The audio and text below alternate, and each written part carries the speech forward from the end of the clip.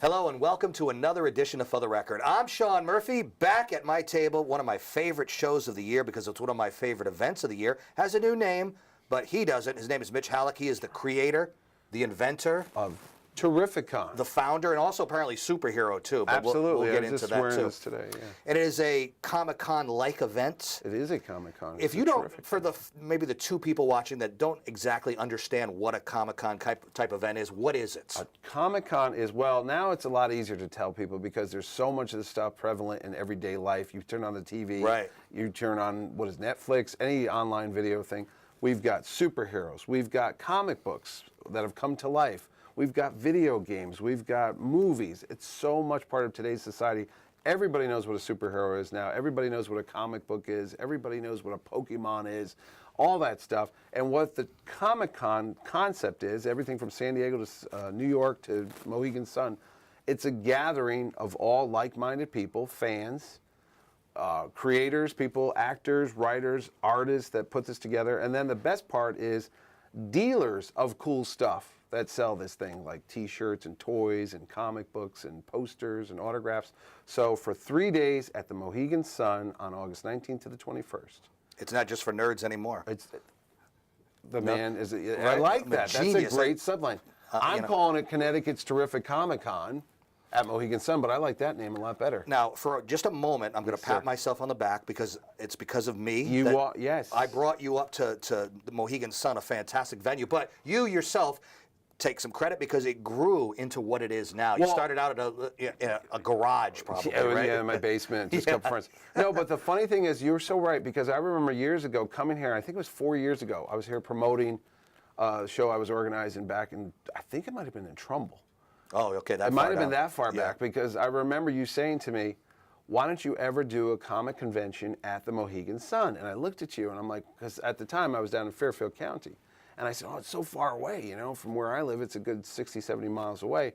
Do you think people would go? And you were like, oh, I think so. And so they did. They did, you know, and it was phenomenal last year, and I'm glad to be back this year with the TerrifiCon. And it is just so big a place because you don't realize it until you get there. There's the convention center, we have all these panel rooms upstairs, and this year we've even made it bigger because last year we had sold out on Saturday. And the configuration is going to change a little bit, so you'll have more people that'll be able to get in this year. Absolutely, yeah. And then we're using the Cabaret, which is a theater that's in there. And then even that, there's a rooftop.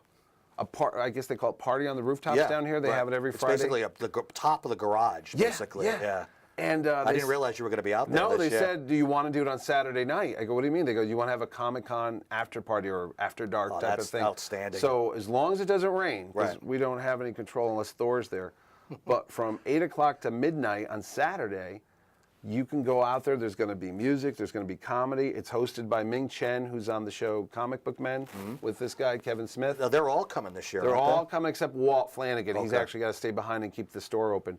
But they're all going to be there, and what's going to be so great about this is stars from our show are also going to appear at that rooftop party. So you'll have like special guests. Here's Michael Cutlitz, who plays Abraham from The Walking Dead, the big guy with the red mutton chops. Yeah, we don't know if he's dead. He might be killed. You know, we don't know. He won't talk about it either, because one of the things when I got him for the show this year, it's like I can't do a Q&A because they'll ask the same question. Were you the one that was killed? Were you the one that was killed? Or they'll skirt around it. Like, are you on the call sheet this year? Are you coming in? We got a little teaser because they released a trailer for the next season, and you see a couple of people. Carol's one of them. So you kind of know at least a couple of people that have not died. So. I didn't think of that, but you're absolutely right. Yeah, I'm thinking of these things all the time. That's why I brought you up here for this. You were psychic, sir. You know? You were like the Professor X to my Magneto. I know the room that this show is in because my Ballroom, radio station does we have a bridal show every year, and I know it, and it is huge. You're right. And you can even use that sort of lobby area. The pre-function, we are. Yeah, this year, in fact, I have a bunch of cars coming there this year. The 89 Batmobile, not just a replica, but was actually screen used in the Michael Keaton Batman movie. And then a brand new car that's never, ever been at any convention, ever, because it's his debuting here. It's the Spider-Mobile. Nice. Did you ever hear of the Spider-Mobile? I didn't know he drove a Spider-Mobile. Because usually he's swinging from building to building. That was the problem. He was presented a mobile, a Spider-Mobile, by Johnny Storm, who's the Human Torch of the Fantastic Four. He gave it to his buddy Spider-Man as a present. And it's a dune buggy. This is in 1973-74 when dune buggies were like popular, but it's red and blue. So Spider-Man got in the car with the Human Torch, and they went for a test drive. But being from New York, he never had his driver's license. There's no need to learn to drive when you live in New York, so Take he a didn't know cab, how to take do the it. subway, So yeah. the Spider-Mobile lasted for all of about 4 or 5 pages in the comic, and it went right off the edge of the road into the East River and sank to the bottom of the ocean. That was it? Or the river, yeah. Never was seen from again, the Spider-Mobile, but they brought it back Until years now. later. And then I just mentioned it on Facebook while I was promoting the show. Somebody said, what vehicle don't you have there? And as a joke, I said, I'd love to see a Spider-Mobile. And then within 2 minutes, I got a private message saying, I can get you one of those. I'm like, what do you mean? He goes, I've got a dune buggy, I got some paint, I got some time, I'll make you a Spider-Mobile. I'm like, no way. So this That's will be gonna the be first time you've ever seen it. Maybe you and I will go Go for a ride? I don't right want to end down up the in the beaches river here. if that's okay with you. No, Yeah. we'll go right down the beaches in New London. We're kind of chick magnets, so why wouldn't they be flocking to us? Now, did I hear that Spider-Man, are they bringing him into the fold, the Marvel fold? Oh, Is that- absolutely. okay. It started this year with the Captain America Civil War. Okay. Because Sony owns the rights Right. to the Spider-Man movie franchise, but they haven't been doing such a great job of it. And Disney... They kept rebooting it. Yeah. Disney has Marvel, and I guess money talks, and they said, look, I know we gave the rights to you, but can we bring it back into house? So they teased him this year with the Civil War movie, but next July 4th on 2017, Spider-Man Homecoming it's called, and it takes Peter Parker back into high school, and the Vulture is going to be the villain who's one of his arch enemies from way back to like issue 6 or something, issue 5. The thing is now, it's nothing but it's superhero movies. It's everybody in their own individual movie, and then they get together in their group, whether it's a Justice League or Marvel or X-Men. Avengers, X-Men, yeah. The Defenders is on TV. That's the Netflix thing going on. What is it, Suicide Daredevil? Squad, which I'm pretty excited about. That's about to open up too. That's all the bad. So even the Right, the bad bad guys guys, are yeah. teaming up now, like the Dirty Dozen type of thing. So yeah. I did not know that. Yes, sir. I did not know that Gotham was right next to Metropolis. Apparently, I did not know that. It was like across the river. Yeah, I noticed that that in weird? Batman versus Superman. It's Right. like, oh look, it's basically here's New London, there's Groton, and the Thames is down the middle. So it's like, oh look, there's the bat signal. I guess there's trouble. Why can't Superman just fly over And he there? just sat there and watched what was going on. Nothing ever spilled over into the other No, city. it's Yeah. like the Joker took a wrong turn on the expressway, and it's like, I better get out of here. Yeah. I'm in Metropolis right now. It's like when the Simpsons wandered on to Family Guy. I remember or that. vice, Yeah, vice yeah. versa. Like, What we're is in this? What was it? Quahog? Is that what it is? Yeah, Quahog, yeah. How do we get in here? Yeah, Well, great Springfield. stuff. So yeah, just the other day I saw, as this airs, Yes. the movie's been out for a while, but I saw Star Trek? Yeah, I saw the screening for that early. I enjoyed it. I'm a Star Trek fan. Lots of great special effects. It got some good reviews, some bad reviews. I loved it. Actually, Yeah. my friend Dan's over there. We all went to see it. He's a huge Star Trek fan. Hey, Dan. And I thought it was great because I was not a big fan of the second one, Into Darkness. Thought the first Star Trek was good. And I'm like, Right. oh, let's go cool. Why are we bringing back a villain that we all saw on like Khan? Yeah. If they didn't call him Khan, which I Right. told people, it would have been a much better movie because you had this Ricardo Montalban character going on in Right. your head. You're like, that's not him. Yeah, yeah. That's Sherlock Holmes. That's Doctor Strange or whatever he's going to be now. But, Yeah, oh, God, that but the guy's in new one every was movie. great. Yeah. But I got to tell you though, I kept thinking about poor Chekhov every time I saw him on screen. Like that dude got hit by his own car. Or how about the Sulu? They decided to be progressive with Sulu apparently. Yeah, but you know what? It was so subtle. It It's was like, very quick. Yeah, It could have been like the media made a bigger uncle, deal out of or, it. You know what I yeah. mean? Just like patted him on the back, and here's a little kid. It's like, Yeah. they're together, or is that just like a friend? Is that his buddy? They go Is it for a buddy? beer? They go for a beer. I was like, yeah, they made such a big thing in the media about it. What yeah. made it big was Sulu making a big deal George about it. Takei did not think it was necessary. He's like, well, this character's, because it's the 50th anniversary this year of Star Trek, he's Right. like, why don't you honor Gene Roddenberry's original ideas for the characters and stuff? You don't really need to do this. And they thought they were honoring him. Right. They're like, oh, this is great because, you're a homosexual and we thought we'd make the character on the screen so it all ties together. He's like, that's not the way. I don't know what was going on, but it was a big to-do about it. It's like they put the character in there and then the guy who played it originally didn't like it. And Bigger deal than it. bigger than it deal, needed. yeah. So. We need to take a break, so I want you to give out a website for people to go and Oh, learn more. absolutely, yeah. It's pretty easy this time. It's TerrifiCon. So this thing, Terrific, O-N. TerrifiCon. .com, yes, sir. All right, Mitch Halleck, the superhero that is Behind bringing- the Connecticut's TerrifiCon? yeah, who is bringing us this fantastic event. We've got a lot more to get to, so stay right there. I'm Sean Murphy. This is For the Record. We'll be right back. Welcome back to For the Record. I'm Sean Murphy. Mitch Halleck is here too. The man behind TerrifiCon, the terrific Comic Con at Mohegan Sun. The date on that? August 19th to the 21st, 2016. There are so many. I mean, the You can't fit them all on one can't. card. The guest list. Probably one of the biggest ones, Kevin Smith will be. Kevin Smith will be there on Saturday night at the Cabaret Theater. See, this going to your point earlier about utilizing as much space as you can. We're like, we have a beautiful theater here, the Cabaret Theater. Why don't we use it? So we're going to do after night fun with Kevin Smith on Saturday night. He'll be there from 7:30 to whenever he stops talking. Which great. might be 10 or 11 or midnight. It's so big that he had to be in a separate venue. Is it? Yeah, absolutely. Because that's, it's, we're going to put all those people. I'm going to throw out a prediction here, and I've been right so far. There will come a point where you will have to move into the arena.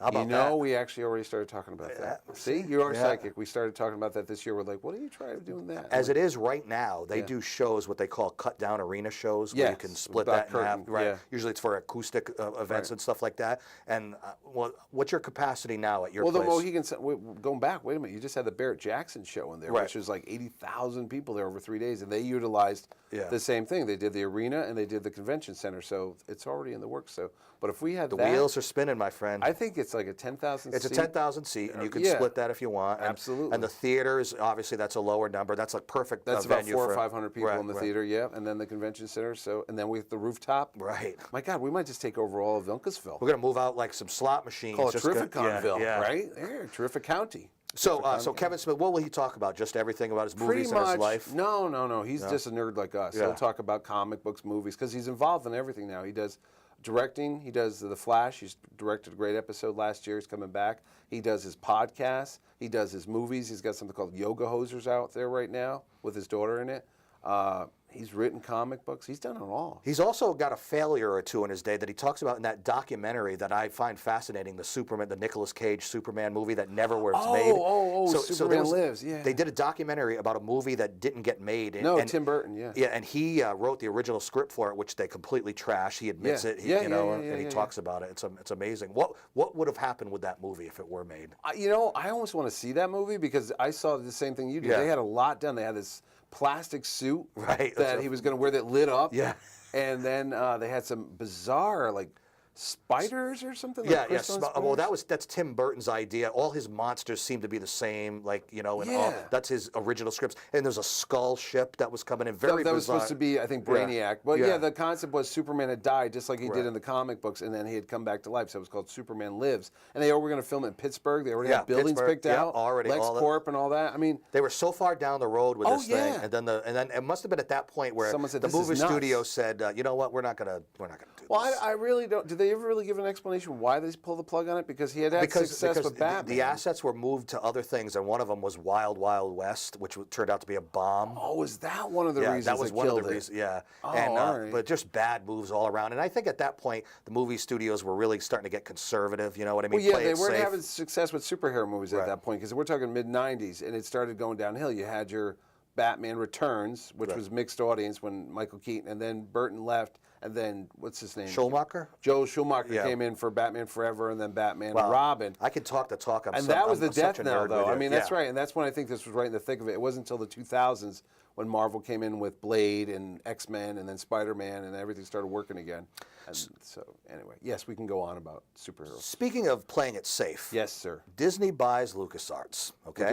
Lucasfilm. And they make a Star Wars movie. Yeah. And greatest hits. Now, granted, you're right, so true. You know where I'm going with this. I know where this is going. So, yes, the story is advanced, but I agree with what George Lucas said, and I think he was holding back when he said it. They wanted to make a nostalgic movie. I think they wanted to reintroduce people to as many original characters. Yeah. I mean, there are things in the movie. I mean, is it necessary to have a cantina scene in this movie? I thought, and I've said this before, I was reviewing it for the radio station, Chaz and AJ Radio, so we were there, and I didn't realize it, but when it was over, it was a good movie, but it was like soulless.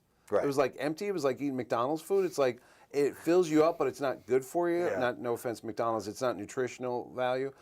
It was a remake. It was almost like the greatest hits, like when you go see the Rolling Stones and they play all their old stuff, and they played it safe. Yeah, and if you put Star Wars on at the same time as The Force Awakens, when I say Star Wars, I mean the first one, yeah. I swear, if you probably press play at the same time, you'd almost hit beat for beat. It's like desert planet, blow up other planet, go to cantina, kill off an older character, save the day, blow up the Death Star thing again. And you can see the movie executives written all over this. Play it. Said we spent X amount of billions of dollars for the franchise. We're going to play it safe. Now, I am interested in Rogue One, which is a side story, right? Or you don't seem to be as interested. Well, because again, we know what's going to happen. Right. If I see another Death Star blow up, I swear to God, I'm going to scream because it's a one-sentence plot from the original Star Wars. As the scrolls or the crawl was going up there, and it said, "Rebel spies have stolen plans from the new armored battle station known as the Death Star." That one sentence is the entire plot of this movie. That one thing is about them going in and stealing the plans to something that they're going to blow up not once, but twice. You know how this movie ends. I know how this before they even know how it ends. I think this is going to be more character-driven, though. Yeah, right? but it does look good aesthetically. I mean, they went back and made it look just like something from the '70s. I mean, the actress that plays Mon Mothma, who's the leader of the rebel, the one in the white dress, she was in Return of the Jedi. Obviously not the same actress, but they hired someone who looks just like her and the same cadence in her voice. So it's going to be a weird flashback type of thing. Obviously, we'll see it. if Lucas had continued on to Force Awakens, it would have been a very different story. Maybe not great because he hasn't done so well as far as. From what I've read and what I've heard about interviews with him, he said he was going to do more of the older characters as the main thrust of the film, and then introduce new characters. Where J.J. Abrams kind of flipped that around and said, let's have the older characters just be supporting, and then the new characters carry the whole movie, as opposed to Luke Skywalker, who doesn't even show up until the very end. Are we ruining anything? No, at this point, no. There's a significant occurrence that happens to Han Solo in the movie. But he dies. He gets killed by his... Send all your emails to Mitch. I don't care. Mitch at ctcomiccon.com. I don't care, because I thought that was a wasted... He died, and within 2 minutes, I forgot he died. Chewbacca emoted more. He was more upset, more remorse when he died than Han Solo. It's like he's got this emo kid that doesn't want to do anything. It's like he should have kicked him in the butt, got a job, take that stupid mask off, get to work. No, he died. I want to rule the galaxy. I hate you, Dad. I love.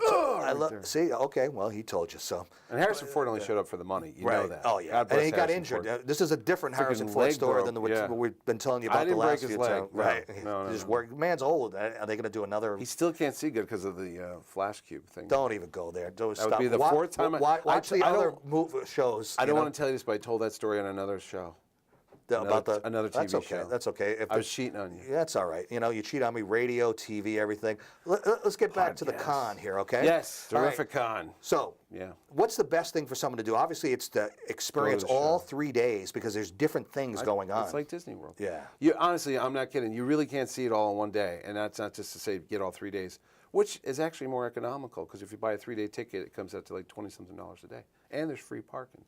But there's different things on different days. We've talked already. There's certain guests that are only there on Saturday. Brian Posehn, who you might know that name, he's a big, tall comedian, wears glasses, got a beard. He is a writer of the Deadpool comic book, as opposed to, and is it Mr. Show he's on? I can't remember. This is where I always turn to Dan and ask a question. Dan, Dan doesn't know. But Brian Posehn, who's been on a lot of shows, you've seen him in movies like The Fantastic Four, The Rise of the Silver Surfer. He was the priest that married Regan Sue. He's only going to be there Saturday for us. So if you're a comic book and you want your Deadpool comics autograph that he writes, he will be there along with the artist who draws it.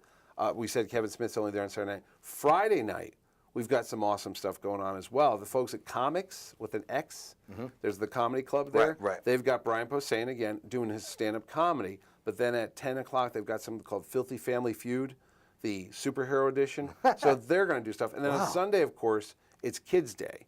And that's where we have a lot of kids-oriented stuff. We have the kids' costume parade where everybody gets something. I mean, we just don't want to say you're the Billy and Sue or the winners.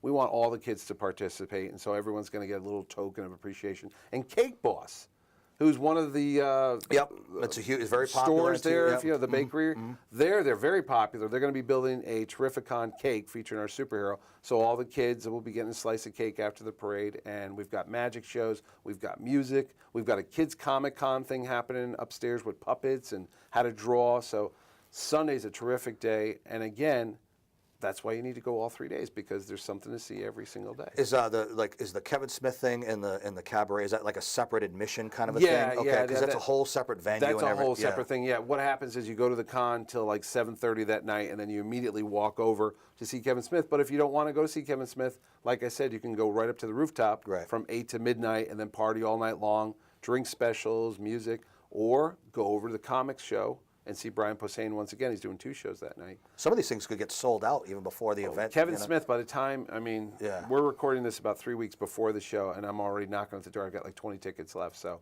Wow. by the time you see this, Yeah. it's probably sold out there. And so, And what are you going to do except do more shows? Absolutely. And do people dress up? Is it all about cosplay and everything? Absolutely. Yeah. Cosplay is a huge thing. Last year was unbelievable. There was a guy that wore a Groot from Guardians of the Galaxy, the big tree. Yeah. And it was an 18-year-old kid, and he was phenomenal. He got those taper stilts like they wear when they do drywalling, so he was like 7 feet tall. But he had made all these appendages that would look like a giant tree. So he was great. Oh, I've got the guy this year got the Hulk Buster, the Iron Man Hulk Buster. Yeah. Oh, okay. It's a 10-foot tall, fully operational, doesn't fly, but it's the Hulk Buster from the Avengers 2 movie, and he walks around with it, and he actually has a guide with him because it's so big he might knock people out, but he's going to be there. I mean, this guy made all the news last year. He was on New York Comic Con. He showed up, and it went all around the world. I mean, every news service from here to Japan was talking about this homemade costume that this guy wore. So he will be at the show all 3 days. You ever been to San Diego? You been to Comic Con? You know, that's the only one I haven't been to. I've been to Chicago, I've been to New York, I've been down to Florida, but I've never, it's hard to get a ticket. You got a plan? You plan to, you want to do it? Or? Yeah, it's on my bucket list. Yeah, okay. You know, but it's one of these things, how do you get a ticket? Yeah. And somebody says all it is waiting in line. It's like going to Disney World without the rides. Right. So if you want to go You buy get one of a those ticket, express passes that you like just a fast cut the pass. line. Yeah, cut the line. Yeah. You know, say I've got some injury or you know, like all right, Why is Mitch in a wheelchair? got a I day don't to know live. why. Everything will let me go. But I don't know, man, because now it's so Hollywood. I saw it just happened this week in San Diego Comic Con, and really, you could stay at home and see everything, really, because it's all movie trailers now. It's like, here's a come attraction for this, here's an attraction for this, this. There's very little comic book people, and that's the one thing about TerrifiCon that I'm still focused on. Keeping the it comic pure. thing. Yeah, we got Dan Slott coming, who's like one of the biggest Spider-Man writers for the last 15 years there, and then we've got some classic artists that are coming there. The guy that invented the Winter Soldier, or you know, co-created the artist on it. Remember the movie that came out, Captain America, with Bucky? Yep. Right. So this is the guy that drew that character and stuff. So he'll be there. And Neil Adams, who last year is just like the godfather of comics. I mean, he had the gigantic booth. He's going to be back again, and he's worked on everything from the X-Men to Batman to Superman. And he's just a living legend. He's the living legend of World War II or something. Before we run out of time, Yeah. As big as this, you're so big, you're actually working on a completely. I'm trying to no, lose no, not weight. that, not that. I'm talking big as in another show, a different Oh, show. I thought you meant obesity. No. But there will be food there at Mohegan Sun too. Absolutely, You know? delicious food. And you're gonna concentrate on games. Video games, yeah. This year we have a video game room, and when I announced that, so many people were, "Oh my God, you got to have Super Smash Brothers, you got to have Rocket League, you got to have what's the fighting one? Call of Duty, or no? That's a No, it's the Super Street UFC, Fighter, or something UFC, like that. UFC, yeah, or Well, wrestling. whatever. Either Yeah. one. So I said, "Oh my goodness." Punch Out. That's from Nintendo. That's That was early the days. old Yeah. Michael Tyson thing. See, you wasn't it? got my director worked up No, here. but everybody was so excited about video games because I come from a comic book world. And my sons are all into video Yeah. games. I'm like, oh, wait a second, maybe there's Something something to this, yeah. And then I opened the door and I talked to some people. So next year, in April 1st and 2nd, it's going to be called Connecticut GamerCon. And it's just going to be all types of games, not just video games, But role-playing. Role-playing and Magic the Gathering and tabletop, because there's some games in there, I think it's called Warhammer, where you can actually make little models and do these little diorama type things. Then there's going to be video games, classic arcade games. So we're going to turn the entire Mohegan Sun Convention Center into one. I was even going to call it Terrificade. That was one of the ideas I had. It might be a little confusing though between that. Yeah, if you, that's as long what as I'm you have saying, yeah. gamer in the name, that's gonna And gonna my bring wife people said up. to me too. She goes, "Not everybody remembers what an arcade is." I'm like, "What?" That's a good point. Because yeah. I mean, you and I know what an Right, arcade is, but my right. kids are like, "Wait, you go to a place to play a video game?" Right, really? We call You that don't- the basement. You don't even have them on your phone or your TV. Yeah, anymore? well, why Yeah. would you need to go somewhere, you know? So, but anyway, Terrificade is not what it's going to be Right. called. It's simple. But you already Connecticut worked this GamerCon. out with so same venue and everything. Oh, yeah? Absolutely, they're looking forward to it too Yeah. because this thing is huge now. I mean, you can turn on your TV, you can turn on ESPN, Right. and watch people play video games. Right, Madden tournaments, FIFA Yeah. tournaments, Call of Duty tournaments. Yeah, and you know? I thought it was a little crazy. Yeah. And then my son looked at me and goes, "Do you watch football, Dad?" "Yeah." "You watch golf?" "Yeah." "You're not playing it, you're just watching it. So what's the difference between sitting home watching somebody playing a video game and somebody sitting there watching somebody play golf?" But that's just a sneak peek for that. We don't want to get into I'll that be too. back for that one, yeah. We're going to wrap up the show. I want you to give dates, times, website, where you can get tickets, all that All stuff. right, one more time. It's going to be this August 19th to the 21st at the Mohegan Sun in Uncasville, Connecticut, which is right up the street off of 395 Friday, Saturday, Sunday. Friday's hours are 2 to 8. Sunday is 10 to 7:30. And I'm sorry, Saturday's 10 to 7:30. Sunday's 10 to 5. And like I said, we've got a lot of after-hour activities. So even if you come later in the day, you could stay all night and participate in other stuff. The website for Connecticut's Terrific Comic Con is simple. It's TerrifiCon.com. That's TerrificON.com. And anything you know. Just Google Connecticut's Terrific Comic Con and we'll find out. Or Mohegan Sun Comic Con. He's Mitch Halleck. He's the creator. And I'm going to be there. Hope you will too. Thanks for coming in. Bye-bye. I'll see you at the show, and then I'll see you here next year. Yeah. Maybe, all right. Or twice next year. Maybe, yeah, absolutely. Maybe, unless something happens. Great. Goodbye. YouTube, watch this show and many others. Until next time, I'm Sean Murphy. Take care.